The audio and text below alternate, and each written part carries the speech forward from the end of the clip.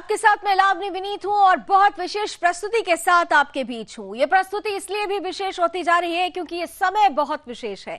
ये समय इसलिए विशेष है क्योंकि विशेष रूप से दुनिया भारत की ताकत को देख रही है। एक ऐसे मंच पर जहां दुनिया की 40% आबादी की हिस्सेदारी हो, जहां पर ग्लोबल जीडीपी के 20% की हिस्सेदारी हो, एक ऐसे मंच पर भारत जब अपना दम दिखाता है, भारत जब अपनी ताकत दिखाता है, तो इसके कई मायने होते हैं। और इन मायनों के बीच दोस्तों को तो संदेश जाता ही है, लेकिन दुश्मनों को भी एक बड़ा संदेश जाता है। एससीओ में जिस तरीके से भारत ने विकास के नए आयाम 5 मूल मंत्र दिए, वहीं एक ऐसी तस्वीर जब सामने आई जिसे लेकर विपक्ष ने कई सवाल जवाब किए, लेकिन इस तस्वीर में ही उन सवालों के जवाब मौजूद थे। क्योंकि एससीओ समिट में पाकिस्तान और चीन से मुलाकात तो इस तस्वीर के जरिए आप कह सकते हैं कि एवरेज नॉर्मल मुलाकात हुई, लेकिन बातचीत नहीं हुई, बात नहीं हुई है, तो इसके भी बड़े संदेश हैं, इस दूरी के भी बड़े संदेश हैं। तो ये संदेश किस तरह से भारत की ताकत को दर्शा रहा है। कुछ ही देर पहले आपने देखा कि किस तरह से पहले तुर्की के राष्ट्राध्यक्ष से मुलाकात संपन्न होती है, वहीं दूसरी तरफ रूस के राष्ट्रपति से अभी भी मुलाकात जारी है। तो ऐसी परिस्थिति में भारत एक एक करके अपने तमाम लोगों को, अपने सहयोगियों को एक संदेश देने की कोशिश कर रहा है। ये ताकत, ये दम क्या कहती है, आज इस पर हम करेंगे खुलकर चर्चा। लेकिन उससे पहले इस वक्त की कुछ बड़ी खबरें आ रही हैं। जरा इस वक्त की बड़ी खबर का भी सबसे पहले रुख कर लेते हैं। प्रधानमंत्री नरेंद्र मोदी और रूसी राष्ट्रपति व्लादिमीर पुतिन के बीच बीते 1 घंटे से मुलाकात चल रही है। रक्षा समेत कई अहम मुद्दों पर चर्चा हो रही है। 1 घंटे से ज्यादा का वक्त हो चुका है, अभी तक ये मुलाकात चल रही है। ये प्रस्तावित मुलाकात द्विपक्षीय बातचीत पहले ही थी। खास तौर से नजर है कि किस तरीके से जो कच्चे तेल को लेकर जो परिस्थिति है, खाद्य संकट को लेकर जो परिस्थिति है, यूक्रेन और रूस के बीच युद्ध के दौरान ये पहली जो फेस टू फेस मुलाकात हो रही है, उस पे भारत का तटस्थ रहना और आगे क्या कुछ रणनीति का होना, ये तमाम मुद्दे इस बातचीत के दौरान सामने आ सकते हैं। लेकिन इतना जरूर है कि 25 से 50 मिनट की मुलाकात थी, लेकिन अब तो 1 घंटे से ज्यादा का वक्त हो चुका है। जो दुश्मन देश हैं, उनकी पेशानी पर बल जरूर बढ़ रहा होगा, क्योंकि जिस तरीके से प्रधानमंत्री नरेंद्र मोदी ने भारत की ताकत को एससीओ के मंच पर दिखाया है, वो ताकत ये बता रही है कि दुनिया को भारत की जरूरत है। अब भारत वो दिन दूर नहीं जब बहुत जल्द विश्व गुरु के रूप में दुनिया के सामने होगा। इस मुलाकात से क्या कुछ निकल कर आएगा, इस पर नजर बनी रहेगी। इन सब के बीच एक और बड़ी खबर, अगले साल भारत करेगा एससीओ की मेजबानी। तो अगले साल भारत की जिम्मेदारी एससीओ की मेजबानी करने की, लेकिन पाकिस्तान को जैसे ही इसकी जानकारी मिली, सीधे तौर पर कन्नी काट ली है, किनारा कर लिया है। अगले साल एससीओ समिट में पाकिस्तान का आना तय नहीं है। विदेश मंत्री ये बयान दे रहे हैं, भारत अगले साल एससीओ की मेजबानी करेगा। जानकारी मिलते ही पाकिस्तान ने अभी से ही किनारा कर लिया है और सीधे तौर पर पाकिस्तान के विदेश मंत्री बिलावल भुट्टो का ये बड़ा बयान आया है कि अगले साल एससीओ समिट में पाकिस्तान का आना तय नहीं है। अब सवाल ये है कि एससीओ समिट हो और भारत की सरजमी पर हो, तो फिर पाकिस्तान यहां आना क्यों नहीं चाहता है। हालांकि ज्यादा बताने की जरूरत नहीं है, मैसेज दूर तक जा चुका है उस तस्वीर के माध्यम से भी, जिस तस्वीर को लेकर विपक्ष ने कई सवाल खड़े किए, लेकिन उस तस्वीर में ही विपक्ष के हजारों सवालों के जवाब भी छिपे हुए थे। बहरहाल इसी ब्रेकिंग न्यूज के साथ अब आइए, क्योंकि एससीओ में का ये जो समिट है भारत के लिहाज से बहुत ज्यादा महत्वपूर्ण रहा है और इस समिट में प्रधानमंत्री नरेंद्र मोदी की तरफ से अपने सहयोगी देशों को जो 5 मूल मंत्र दिए गए हैं, विकास के नए आयाम जो गढ़े गए हैं, वो केवल एससीओ के सदस्य देशों के लिए नहीं बल्कि संपूर्ण एशिया के विकास के लिए महत्वपूर्ण हो जाता है। इसी बड़ी खबर के साथ आइए अब वो रिपोर्ट भी आपको दिखा देते हैं जो एससीओ में भारत के दबदबे को 2 गुना नहीं, 3 गुना नहीं, बल्कि हजारों गुना बढ़ाती हुई नजर आ रही है। रिपोर्ट पर एक नजर।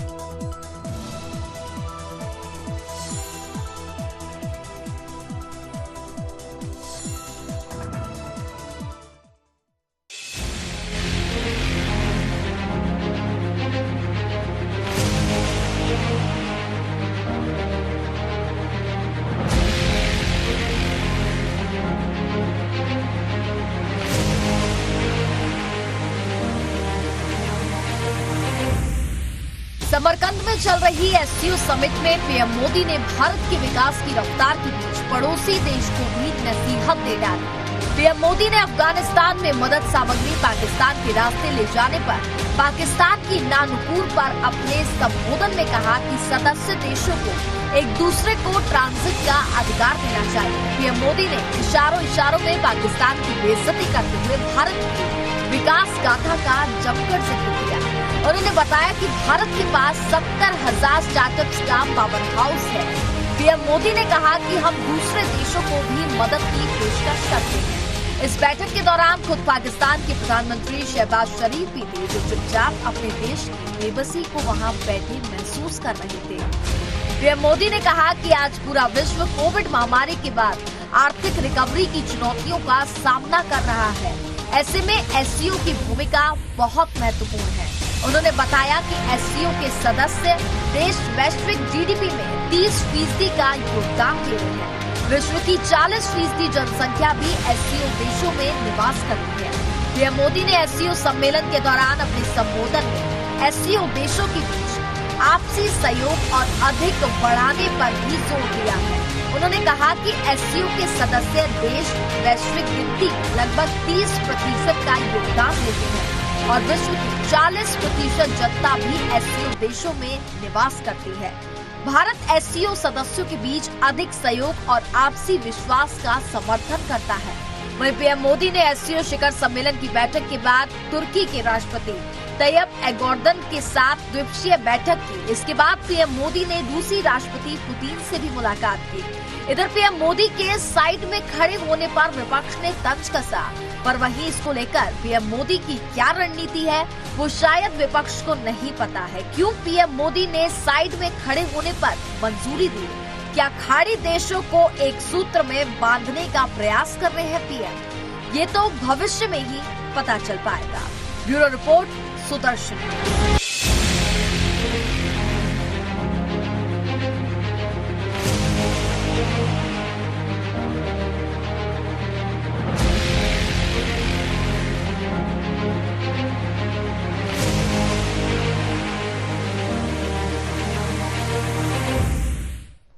तो वर्ल्ड ऑर्डर में कितना बड़ा बदलाव आ रहा है, भारत के नजरिए से ये बदलाव कितना महत्वपूर्ण है और भारत बिना किसी गुट का हिस्सा हुए ही दुनिया को विकास के नए आयाम दिखा रहा है, अपना दमखम दिखा रहा है। इसी मसले पर हम करने वाले हैं खुलकर चर्चा।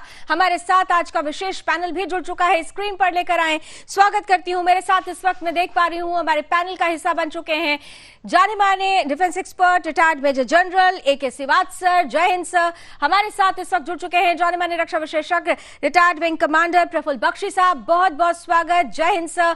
हमारे साथ इस वक्त जाने माने रक्षा विशेषज्ञ नरेंद्र सिंह जी भी इस पैनल का हिस्सा बन चुके हैं। जय हिंद सर। और साथ ही साथ पूर्व राजनयिक हमारे साथ खासतौर से जुड़ रहे हैं संतोष जी हमारे साथ, माफ कीजिएगा सुरेश गोयल जी हमारे साथ जुड़ चुके हैं। सुरेश जी आपका भी बहुत बहुत स्वागत है। जय हिंद आपको भी। और हम जेंटलमैन आज की चर्चा की शुरुआत करें, लेकिन उससे पहले एक तस्वीर आप लोग भी, मैं चाहूंगी कि इस तस्वीर को जरा ध्यान से देखिएगा, क्योंकि इस तस्वीर के इर्द गिर्द ही आज सुबह से ही सुर्खियां बटोरती हुई चर्चा शुरू हुई। ये वो तस्वीर है जिसके सामने आने के बाद से विपक्ष ने कई सवाल खड़े किए।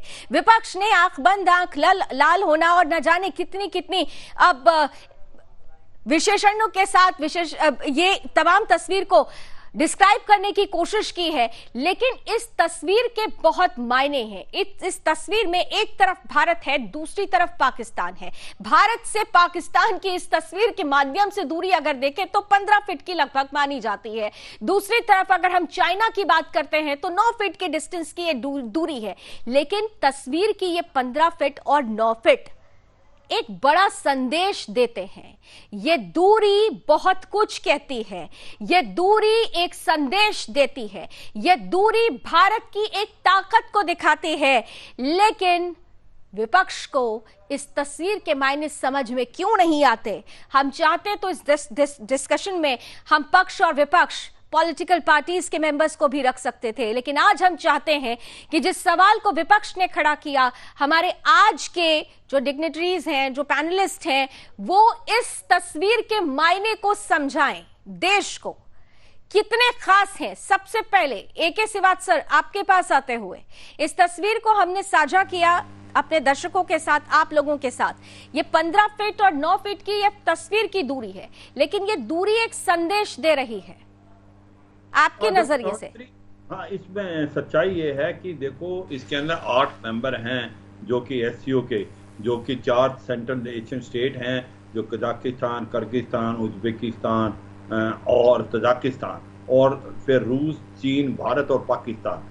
और मुझे इसका खास ये नहीं है कि इसकी क्या डिप्लोमेसी है, किस हिसाब से, पर लगता ऐसा है कि जिस प्रकार से मेंबर आए हैं, लास्ट में जो मेंबर आए हैं वो पाकिस्तान और भारत हैं, तो शायद हो सकता है इसलिए उनको साइड पर रखा गया है। पर इसका असली वजह क्या है, क्या डिप्लोमेसी होती है, मुझे लगता है कि जो गोयल साहब हैं वो ज़्यादा अच्छी तरीके से इसको समझा पाएंगे, इसका क्या महत्व है। पर अदरवाइज इसको one should not read too much, क्योंकि सच्चाई ये है कि ये तो फोटो ऑप था। आप बाकी चीजें देखें जिसके कारण, जिससे भारत के प्रधानमंत्री मोदी का कद बहुत लंबा बढ़ा है, कि जिस प्रकार से उन्होंने बायलैटरल टॉक्स किए हैं, जो आज तक सोच नहीं सकता। टर्की के जो रेसेप एर्दोगन हैं, जो कि हरदम भारत के अगेंस्ट रहते हैं, उनसे भी बातचीत की, तो एक संदेश भेजा है कि डिप्लोमेसी में no one is permanent friend, no one is permanent enemy. आप उससे भी बात करो। कल को वो भी एक भारत के नजदीक आ सकता, क्योंकि उसने हरदम पाकिस्तान की मदद की, इसमें कोई शक नहीं। बरकतार जो ड्रोन हैं वो भी पाकिस्तान को दे रहा है। इसके बावजूद भारत के प्रधानमंत्री ने एर्दोगन से बातचीत की। मुझे लगता है एक बहुत अच्छा संदेश है। हम ये समझते हैं कि जितने दोस्त आप बना पाओ तो उतना अच्छा है।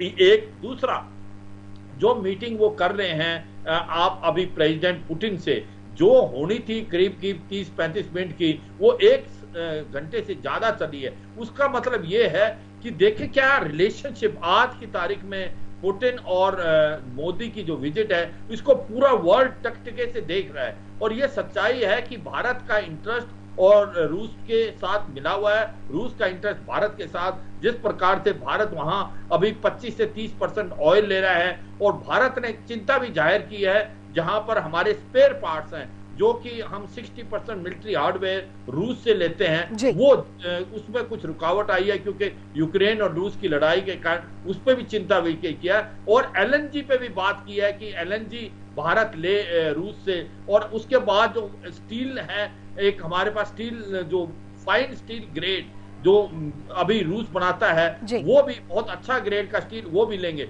मेरा मतलब यह है कि आज जब रूस और यूक्रेन की लड़ाई के अंदर कहीं सेटबैक मिला है रूस को, यूक्रेन में चीजें नहीं जा रही जैसे सोचा था रूस ने, ऐसे में रूस को भारत की ज्यादा जरूरत है। बिल्कुल, रूस को भारत की ज्यादा जरूरत है। मुझे लगता है एक बहुत ही अच्छी पहल की है भारत के प्रधानमंत्री ने, और बहुत ही अच्छी डिप्लोमेसी, एक अच्छी पहल हुई है। लेकिन इस पहल के बीच में दरअसल प्रफुल्ल साहब, अब आपके पास आते हुए फिर मैं एक एक करके पहला कमेंट पहले सभी गेस्ट का लेना चाहती हूँ। प्रफुल्ल साहब, आपके पास आते हुए, जैसा कि AK श्रीवास्तव भी यही कह रहे थे कि एक अच्छी पहल भारत ने की। पहल ही नहीं, भारत ने अपनी ताकत को दर्शा दिया। लेकिन जिस तस्वीर को लेकर, जिस फोटो को लेकर ये तमाम सवाल विपक्ष की तरफ से खड़े किए गए, हम इस तस्वीर के माध्यम से जो एक संदेश छिपा हुआ है वो देश के सामने रखना चाहते हैं।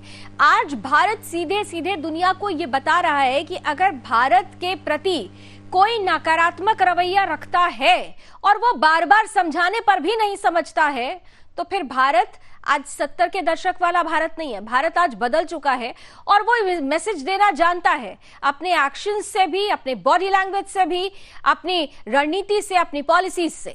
प्रफुल्ल साहब, थैंक यू वेरी मच अपने चैनल में बुलाने के लिए। मैं इस मामले को सोच रहा हूं, बाकियों की तरह समझ रहा हूं, पर मेरी समझ में सबसे बड़ी बात यह है कि इन फॉरेन डिप्लोमेटिक एंगल्स के अंदर सबसे बड़ी चीज होती है डायलॉग। आपका डायलॉग जारी रखना चाहिए। क्यों? जब आप डायलॉग जारी रखते हैं तब आपको ऑपोजिशन का माइंड पता चलता रहता है, और आपको अपनी बात कहने का और उसको अपने चीज के अपने एंगल से लाने का मौका मिलता है। पर ये जो सवाल आप पैदा कर रहे हैं कि उनकी दूरी इतनी है, खड़े होने में उनकी दूरी इतनी है, भारत इस लेवल से बहुत ऊपर है। भारत को इससे कोई फर्क नहीं पड़ेगा अगर पाकिस्तान उसके बिल्कुल बगल में भी खड़ा होगा। और चाहे पाकिस्तान 15 फीट दूर है, चाहे 3 फीट दूर है, ये इसमें कोई मीनिंग ढूंढने की जरूरत नहीं है, क्योंकि भारत की स्टैंडिंग इस समय इतनी ज्यादा हो चुकी है पूरे वर्ल्ड के अंदर कि प्राइम मिनिस्टर 3-3, 4-4 प्राइम मिनिस्टर जो नॉर्वे में जो हुआ था, आपस में मिलके मोदी साहब से मिलने आ रहे हैं। उनको, मोदी साहब को इन बॉडी लैंग्वेज की कोई जरूरत नहीं है इस समय। और इस समय मैं आपको बता दूं, इस समय सारी कंट्रीज को भारत की जरूरत पड़ रही है। चीन ने देख लिया है कि भारत की स्थिति क्या है, और चीन ने यह भी जान लिया है, रशिया ने भी ये जान लिया है कि भारत वो भारत नहीं है जिसको वो हंस के टाल देते थे। अब सब कंट्रीज भारत की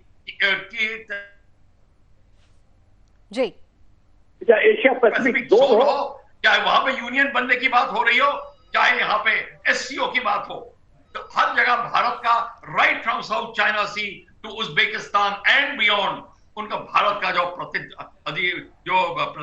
प्रतिनिधित्व है वो बिल्कुल कायम है। और इस समय जो आप तस्वीर देख रही हैं उसमें कोई टिप्पणी की मेरे को जरूरत नहीं है, क्योंकि भारत को कोई फर्क नहीं पड़ता वो कहीं खड़ा रहे।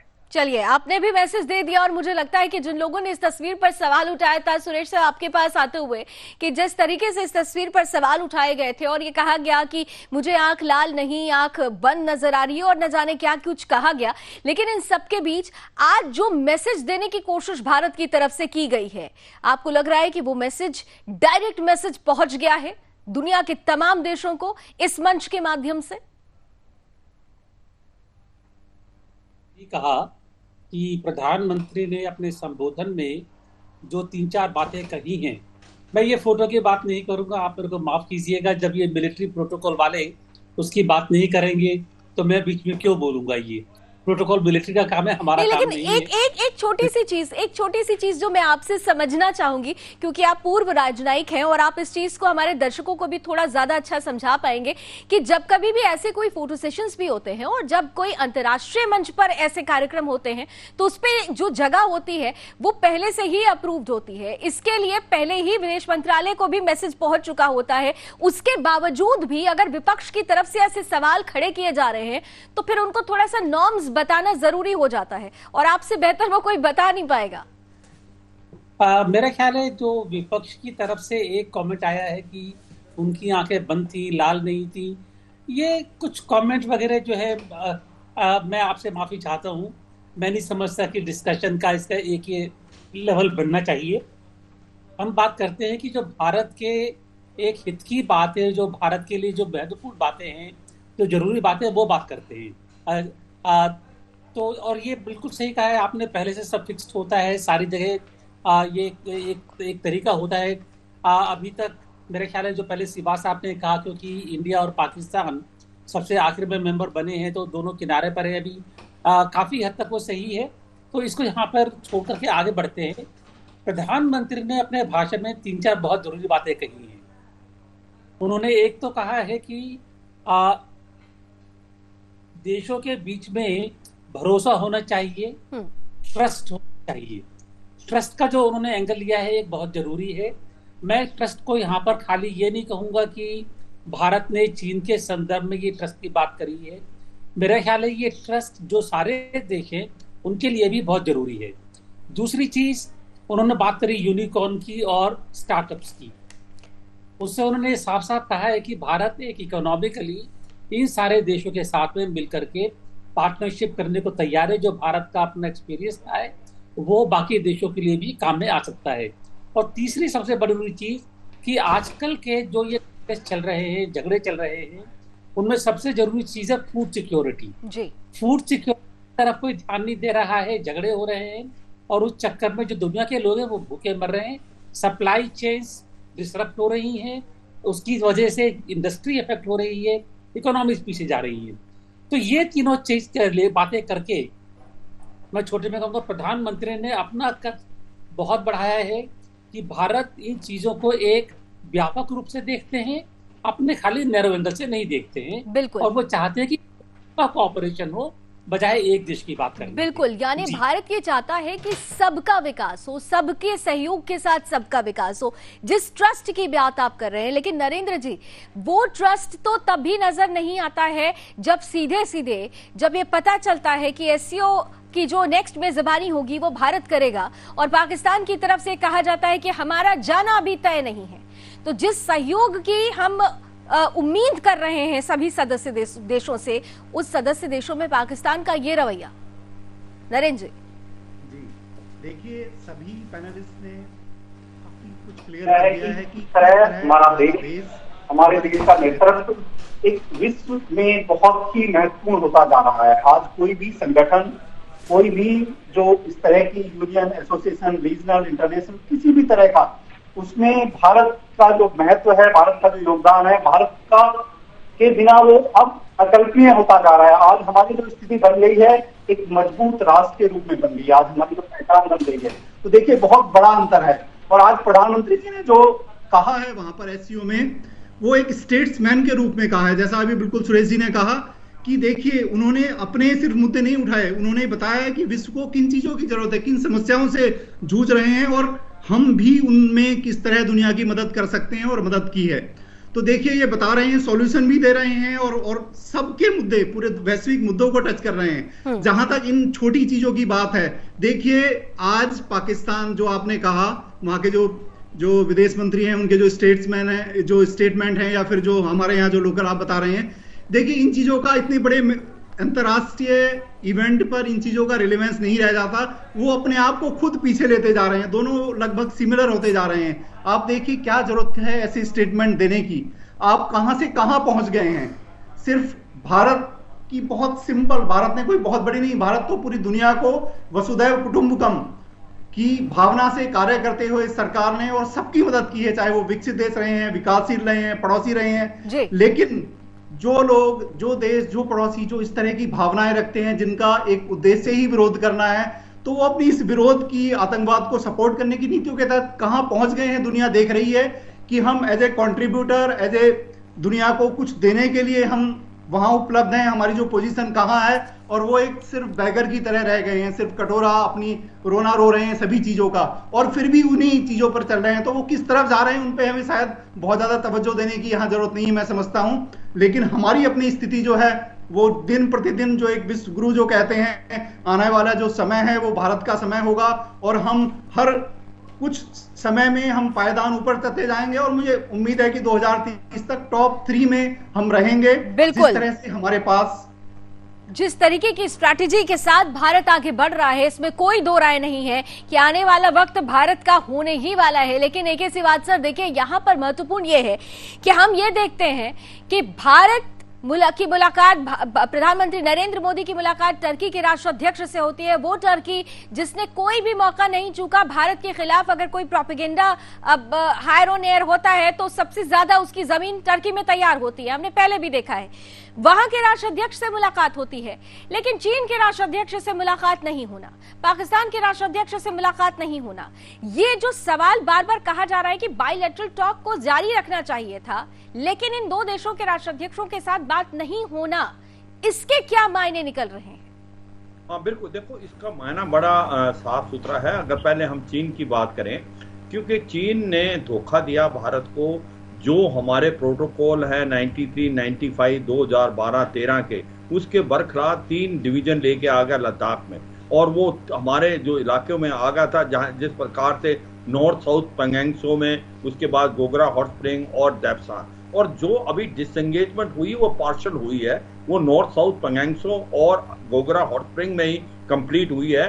आपका देपसांग और देमचौक में अभी तक नहीं हुई है, डिसएंगेजमेंट यहाँ नहीं हुई है, और डी इंडक्शन हुई नहीं है। 60,000 के करीब जो चीनी ट्रुप्स हैं, heavy weapon equipment, armour, arty gun के साथ वहीं बैठे हुए हैं। तो ऐसे में भारत ने साफ सुथरे शब्दों में चीन को इशारा किया है, जब तक लाइन ऑफ एक्चुअल कंट्रोल पे रिलेशन ठीक नहीं होंगे, पीस और ट्रंक्विलिटी नहीं आएगी, तो हमारे बिजनेस एज यूजुअल नहीं हो सकता। और ये मुझे लगता है अब चीन को समझ आ गई है। इसका कतई ये मतलब नहीं कि भारत तैयार नहीं है। भारत ने लास्ट 8 से 10 साल में जो डेवलपमेंट की है लद्दाख से लेकर अरुणाचल प्रदेश, वो काबिले तारीफ है। हमारा बहुत इंफ्रास्ट्रक्चर बढ़ा हुआ है, और आज हमारा पलड़ा भारी है चीन के मुकाबले। तो इसको मद्देनजर रखते हुए चीन को ये साफ सुथरा मैसेज है, जब तक आप यथास्थिति अप्रैल 2020 की नहीं करेंगे, लाइन ऑफ एक्चुअल कंट्रोल में पीस और ट्रंक्विलिटी नहीं होगी, भारत बायलैटरल बात नहीं करेगा। अब बात आती है पाकिस्तान की। पाकिस्तान को बड़े साफ सुथरे इशारे कर चुका है भारत कि टेररिज्म और बातचीत दोनों इकट्ठी नहीं चल सकती। आप क्रॉस बॉर्डर टेररिज्म को जब तक बंद नहीं करेंगे, भारत पाकिस्तान को नहीं बात करेगा। और नुकसान किसका है? देखिए पाकिस्तान की हालात क्या है। फाइनेंशियल एक्शन टास्क फोर्स ने उसको ग्रे लिस्ट में डाला हुआ है, आज वो टूटने के कगार पे है। फाइनेंशियली इतना आपने बिल्कुल ठीक कहा कि जब तक आतंकवाद खत्म नहीं होगा तब तक कोई बातचीत नहीं होगी। लेकिन देखिए आतंकवाद के मसले पर ही जब विदेश मंत्री बिलावल भुट्टो से बात की जाती है, उनसे सवाल पूछा जाता है, तो वो कैसे भागते फिरते हैं। जरा एक बयान जल्दी से सुना देते हैं और फिर आते हैं अपने मेहमानों के पास। किस तरीके से आतंकवाद के मसले पर भागते हुए नजर आए बिलावल भुट्टो?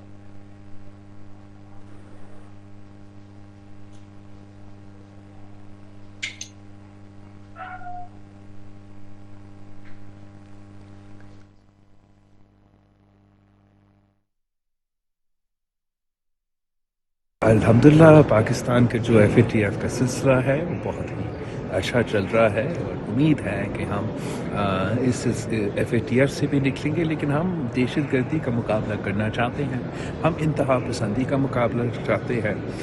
और फाटिफ होता या नहीं होता, ये फाटिफ की वजह से हमारा प्रायोरिटी नहीं है, बैनुल-अक़वामी दुनिया की वजह से हमारा प्रायोरिटी नहीं है।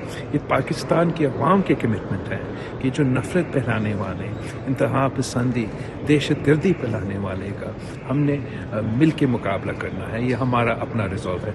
कैसे करेंगे? लेकिन सर आतंकवाद एक बड़ा मुद्दा है सर, आतंकवाद पे आप बोल के जाइए please. Masood Azhar in particular कैसे करेंगे? लेकिन सर आतंकवाद एक बड़ा मुद्दा है सर, आतंकवाद पे आप बोल के जाइए please. Masood Azhar in particular Masood Azhar in particular. तो प्रफुल्ल साहब देखिए, दहशतगर्दी से लड़ेंगे लेकिन दहशतगर्दों को पनाह देंगे, आतंकवाद से लड़ेंगे लेकिन आतंकवाद का बेस बनाकर रखेंगे, और जब सवाल पूछा जाएगा तो किस तरीके से कन्नी काटेंगे, और ऐसे में एक्सपेक्ट करेंगे कि इनका सहयोग किया जाए। प्रफुल्ल बख्शी साहब। लावनी जी आप ठीक है? मेरे को याद है आपके चैनल में हम ये बात को जिक्र करते थे कि पाकिस्तान चाहे कुछ भी आप कह लो, पाकिस्तान आतंक का साथ नहीं छोड़ सकता, क्योंकि पाकिस्तान की आर्मी ने हुक्म दिया है कि आतंक जारी रहेगा। पाकिस्तान की आर्मी कहेगी वही होगा। प्राइम मिनिस्टर और कुछ नहीं पॉलिसी चेंज कर सकता जब तक भी पाकिस्तान की आर्मी नहीं बोलेगी। और पाकिस्तान की आर्मी अभी तो कश्मीर का मुद्दा भी खड़ा करेंगे, वो भी पैदा हो जाएगा। तो ये मामला जारी रहेगा। हमको इस बात की तवज्जो ही नहीं देनी चाहिए कि पाकिस्तान का स्टेटमेंट है या नहीं है। हमको अपना काम करना है पाकिस्तान के बॉर्डर के ऊपर POK में। जितनी जल्दी हम वो करेंगे तभी वो होगा। जो स्टैंड हमने चाइना के साथ दिखाया, अगर चाइना के साथ हमने स्टैंड अगर पूरा पहले से दिखाया होता, ये नहीं 2-3 साल से जो दिखाया होता, तो आज बात वो नहीं होती। तो ये जो सारी की सारी बातें हैं, जो पाकिस्तान का स्टैंड है, चाइना का स्टैंड है, वो इसलिए मायने नहीं रखता क्योंकि हमारा स्टैंड बिल्कुल क्रिस्टल क्लियर हो गया है। अब हम कोई भी अपना स्टैंडर्ड लो नहीं कर सकते, बल्कि ये जो जितनी मीटिंग्स हो रही हैं, ये कोर कमांडर्स की बहुत ऑपोजिशन कहती है कि क्यों करते जा रहे हो, आप अपनी लैंड दे रहे हो। ये नहीं बात है। बात सारी ये है, हम अपने को डायलॉग जारी रखते हैं पर अपना स्टैंड भी वही रखते हैं। और पाकिस्तान और चाइना को पता चल गया है कि 29-30 अगस्त की रात को पिछले साल जो हादसा हुआ था 2020 में, वो चाइना को बिल्कुल दबा के रख दिया है हमने। पैंगोंग यानी आपका कहना है कि डायलॉग जारी रखना चाहिए, डायलॉग जारी रखना चाहिए, लेकिन गोयल साहब रखना जारी है। ठीक है, लेकिन गोयल साहब एक्शन भी साथ में ठीक है, लेकिन गोयल साहब अगर यहाँ पर बायलैटरल टॉक अगर नहीं होती है चीन से, तो क्या इसके दूरगामी परिणाम में कोई बदलाव आ सकता है? क्योंकि बहुत सारे लोग, जैसे कि अभी आप पैनलिस्ट को ही सुन रहे हैं, कह रहे हैं कि डायलॉग्स होना चाहिए था, बायलैटरल टॉक कंटिन्यू होनी चाहिए थी, लेकिन ये टॉक नहीं हो रही है। इसके क्या दूरगामी परिणाम नजर आ रहे हैं फिर आपको? डायलॉग होना चाहिए, लेकिन डायलॉग का कोई मतलब हो तभी तो डायलॉग होना चाहिए ना। जब मतलब नहीं निकलता है, कोई आउटकम नहीं निकलता है, तो उस डायलॉग का क्या फायदा होने वाला है? खास तौर पर अगर ये डायलॉग एक प्रेसिडेंट और प्राइम मिनिस्टर के बीच में हो, जिस पर दुनिया की निगाहें टिकी हो और उम्मीदें हो कि क्या नतीजा निकलेगा, तो जब बिना नतीजे के वो डायलॉग खत्म होता है तो उसे खाली निराशा ही नहीं, एक बड़ा नेगेटिव सा संदेश जाता है दुनिया के बीच में कि हम लोग बातचीत करने के बाद भी एक अपने कंप्रोमाइज करने के लिए तैयार नहीं है। अब चीन को देख लीजिए आप, चीन का अभी तक का रवैया क्या रहा है। जब भी ऐसा मौका आता है, पहले ब्रिक्स की समिट थी तो एक छोटा सा उन्होंने अपना विड्रॉल कर लिया, डिसएंगेज कर लिया। हालांकि डिसएंगेजमेंट के बाद भी उनके जो स्ट्रक्चर्स थे वहां पर डोकलाम में बने रहे, हटे नहीं वहां से ये, और डोकलाम में वो आगे बढ़ते चले आ रहे हैं ये। इससे पहले जब भी कोई डिसएंगेजमेंट हुआ, एक बड़ा टोकन सा डिसएंगेजमेंट हुआ, अभी भी वही टोकनिज्म हो रहा है। चाइना के वहां पर जो स्ट्रक्चर्स है वो नहीं हट रहे हैं, और चाइना ने बल्कि साफ कह दिया है कि 2020 का स्टेटस क्वो का कोई मतलब ही नहीं निकलता है। अगर स्टेटस क्वो का मतलब नहीं निकलता है, इसका मतलब कहां पर वो अभी जमीन पर बैठे हुए हैं।